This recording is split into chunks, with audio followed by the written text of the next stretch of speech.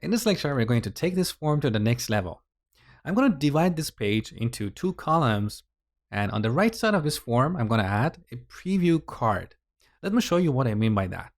So if you go to getbootstrap.com, under components, look at this card component. So here we have an example. This is a social card that you have seen on a lot of social networks.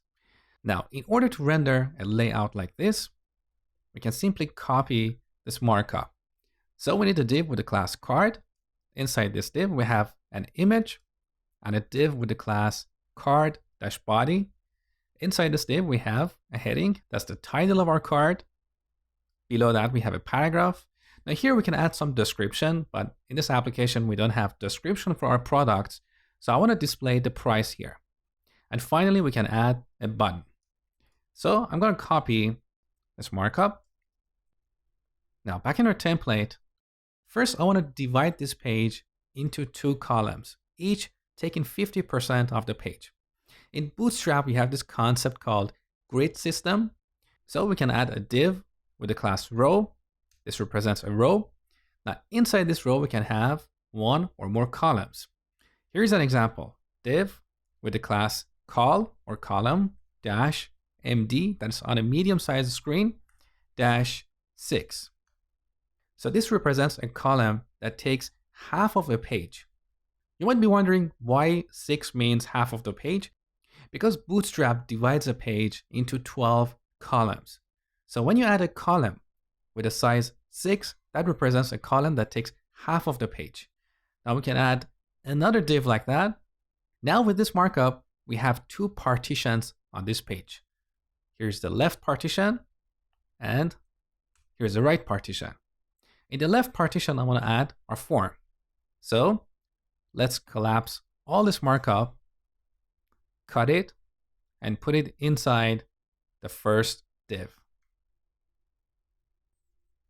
So here's the end result. Now in the right partition, I want to add the markup for rendering a card. So back on Bootstrap website, I'm going to copy all this markup and then paste it in this div. Now, let's make a few tiny changes here. First, I want to change the source of this image. So we want to bind this to our image URL. So earlier we defined a template variable here. Let's have a look. Down the bottom of this form, we have this input field for our image URL. And here we have a template variable called image URL. We can use this for our data binding. So here in our preview image in our card, I'm going to bind this source property to image URL dot value. That's the value of the input field. Okay. Now for the title, I'm going to use interpolation. And here I'm going to render title dot value. Again, we define title as a template variable. Let's have a quick look. So here's our title field. We defined this title variable, and with this we can get the value of this input field. So we render the title here. Now instead of the description, we want to render the price.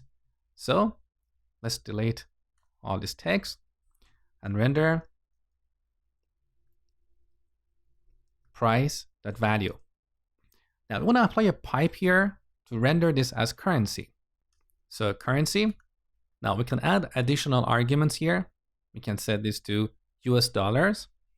And by setting the second argument to true, Angular will display a $sign before this number. Finally, I'm going to remove this link or button because we don't want to display anything here. So let's look at the result in the browser. So initially our card is empty. We have this text that is coming from our image element. So back in the template, we have this alt attribute set to card image cap. This is for accessibility and we don't really need it here. So let's delete this. Back in the browser. All right, here's our empty card that looks better. So for the title, I'm going to add freshly baked bread. Let's set the price, $3. And note that it's rendered as currency. Now let's select the category, bread. And for image URL, I'm going to go to Google, search for bread. Now let's go to the images tab. Under tools, under usage rights, click labeled for reuse. Let's make sure these images that are here, we can actually reuse them. So here's an image I'm going to pick. Click view image. Here's the URL. I'm going to copy this and paste it into our form. And now we have this beautiful preview card on the right side. So let's add this to the database. Perfect.